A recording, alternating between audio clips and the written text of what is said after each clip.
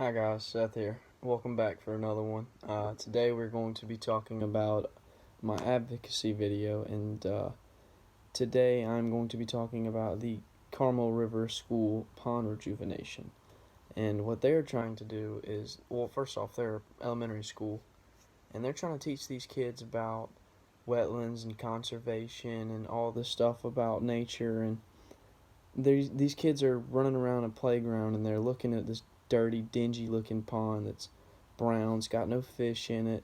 I mean, it's only a couple feet wide, a couple feet long, you know what I'm saying? It's not a very big pond, so it doesn't require a whole lot. And they're only asking for a couple $1,000, which, in the grand scheme of things, $3,000-$4,000 like what they're asking for doesn't do a whole lot for that type of work that they're wanting to do.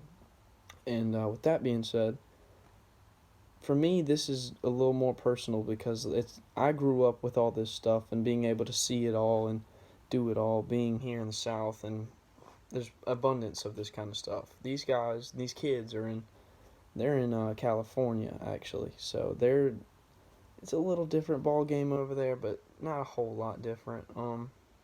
For me, it'd be like growing up without Swan Lake.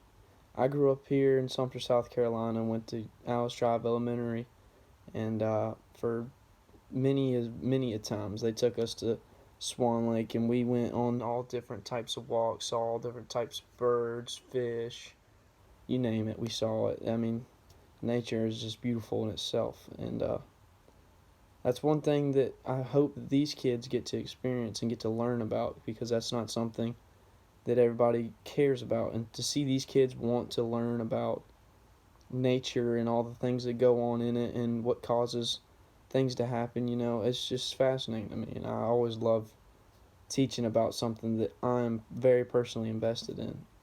I love hunting, I love fishing, and I love wetland conservation. That's something that's actually pretty important. If we don't have wetlands, then where's our fresh water? I mean, ponds, lakes, swamps, anything freshwater is technically a wetland.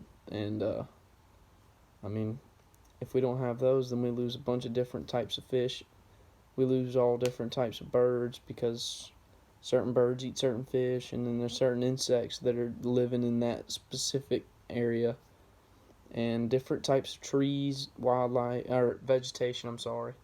All different types of things that go into these wetlands that are a little bit more complex than I can exactly explain, but these kids really just need some help, and the fact that they don't have the attention that they need, and they're having to reach out for it is kind of sad, because I feel like every kid in every school should have this type of environment for these kids to learn and grow and see, because it's part of our life. Like, we have to live in this world, and there's other things that live in this world, and we should know about them. Trees, animals, you name it. I mean, there's other things here, and if we don't have, like I said, wetlands are just super important. If you don't have those, you can't. Some people hunt and fish in wetlands. Duck hunters, fishermen, you name it. I mean, they do it.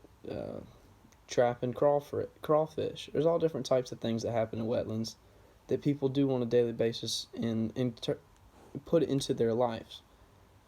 So, with all that being said, I hope that this is a good way of me interpreting this advocacy to you guys. I hope that I win you over, and we help get these kids the support and stuff that they need.